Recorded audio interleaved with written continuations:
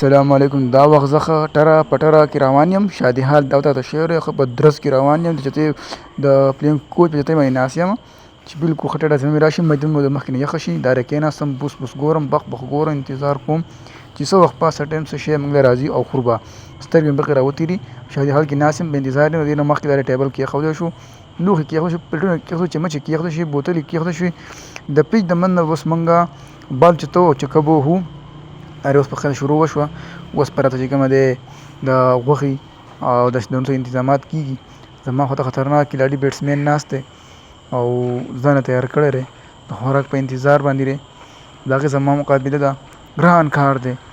ګورو اوس چې څه کېږي. مخکې سلاد کېښودی شوي دي، اوبه کېښودی شوي دي، غیر چاول راله، غټه پینډه راته راله.